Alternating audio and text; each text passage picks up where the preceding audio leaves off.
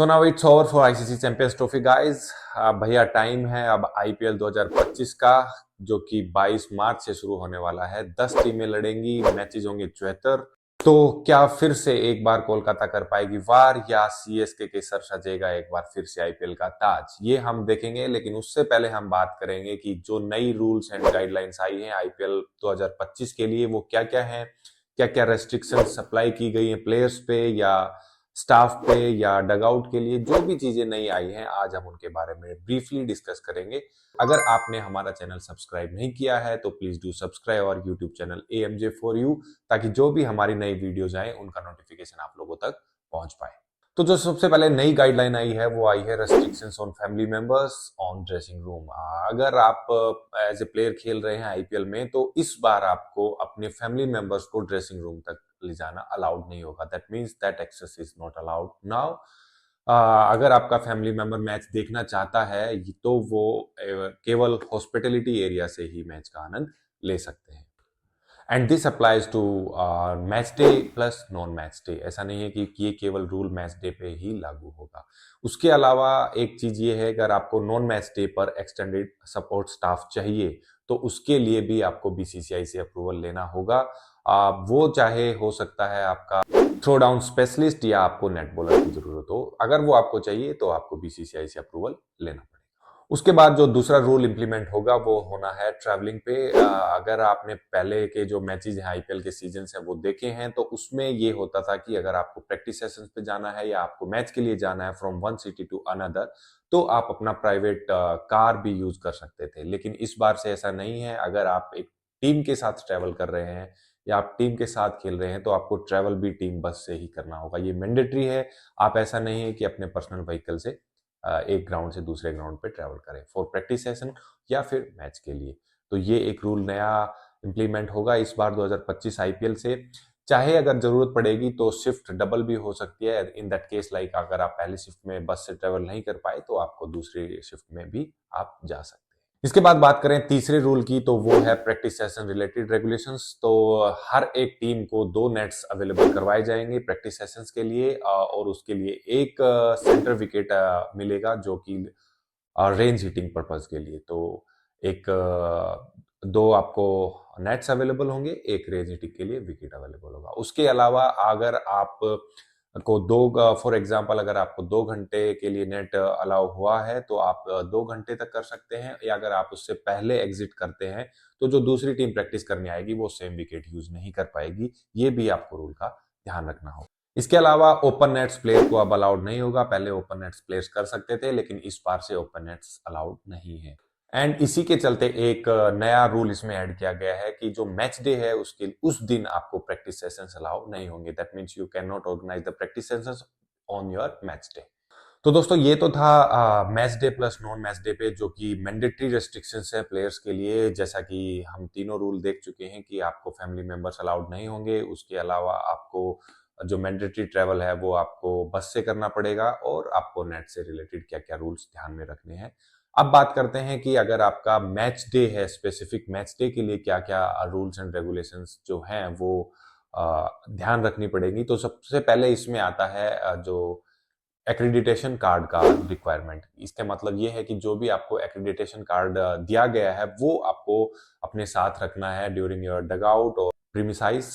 जो भी आपका एरिया है उसमें आपके पास वो रहना मैंडेटरी है। इन केस अगर आपके पास वो कार्ड नहीं है तो फर्स्ट केस में आपको वार्निंग दी जाएगी, दूसरे केस में आपको टीम पे पेनल्टी भी लग सकती है।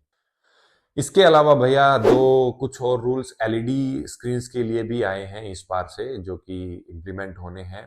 तो आपको ये याद रखना होगा कि जब आप प्रैक्टिस सेशंस के टाइम पे आपको ये ध्यान रखना होगा कि जो बॉल है वो एलईडी बोर्ड्स को हिट ना करें। ये आपको ध्यान में रखना होगा। प्लस इसके साथ साथ जो आपका प्लेयर है या आपका सपोर्ट स्टाफ है उनको भी ये ध्यान रखना होगा कि जो उनकी सिटिंग है वो एलईडी बोर्ड्स के सामने ना आए। That means they are not allowed to sit in front of the LED sign boards.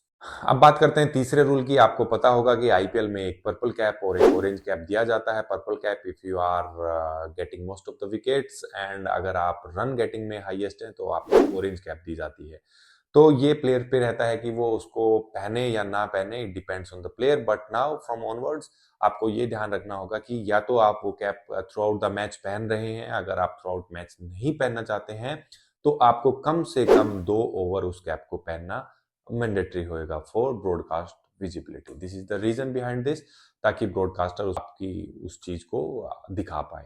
तो आपको, अगर आपका कैप रूल, आप ऑरेंज कैप या पर्पल कैप के अंडर आते हैं तो आपको कंप्लीट मैच या कम से कम 2 ओवर आपको वो कैप पहनना पड़ेगा।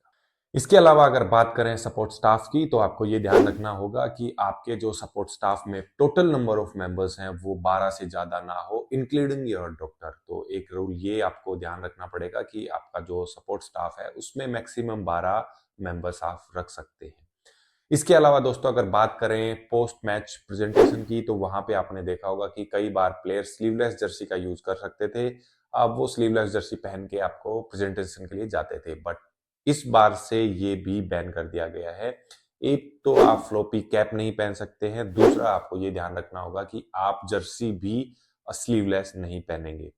इन केस अगर आप इसका वायलेशन करते हो तो फर्स्ट केस में आपको एज यूजुअल वार्निंग दी जाएगी। अगर आप फिर से इसका वायलेट करते हो तो आप पे फाइनेंशियली पेनल्टी भी लग सकती है। तो एक पेनल्टी आपको आपका एक्रीडिटेशन जो कार्ड था उसके रिलेटेड आप पे लग सकती थी, आपकी टीम पे पेनल्टी लग सकती थी, बट इन दिस केस अगर आप वायलेट करते हो तो आपकी पॉकेट फाइनेंशियली हार्म हो सकती है। तो ये आपको ध्यान रखना पड़ेगा। इसके अलावा प्लेयर्स के लिए क्या है कि सब प्लेयर्स को, चाहे कोई भी गेम हो, सब अपनी फेवरेट जर्सी पे अपना नंबर फेवरेट रखते हैं। तो उसके अलावा अगर कुछ प्लेयर्स अपना जर्सी नंबर चेंज करना चाहते हैं तो मिनिमम 24 आवर्स आपको मैच से पहले या 24 घंटे पहले इसके बारे में, तो आपको आपकी मैनेजमेंट या कंसर्न डिपार्टमेंट को कम से कम 24 घंटे पहले इसके बारे में इन्फॉर्म करना पड़ेगा, तभी आप जर्सी नंबर चेंज कर सकते हैं। तो ये कुछ रूल्स एंड गाइडलाइंस सर्कुलेट की गई हैं आईपीएल 2025 से पहले। आपको जर्सी का ध्यान रखना है, आपको कैप क्या पहननी है वो ध्यान रखना है। अगर आप नेट प्रैक्टिस सेशन कर रहे हो तो आपकी ball LED board, signage boards पे ना लगे, ये आपको ध्यान रखना पड़ेगा। Also you have to make sure that you are not sitting in front of LED boards। इसके अलावा आपके जो फैमिली मेंबर्स या फ्रेंड्स ट्रैवल कर रहे हैं मैच के लिए तो वो हॉस्पिटलिटी एरिया के अलावा ड्रेसिंग रूम में अलाउड नहीं होंगे, ये आपको ध्यान रखना पड़ेगा।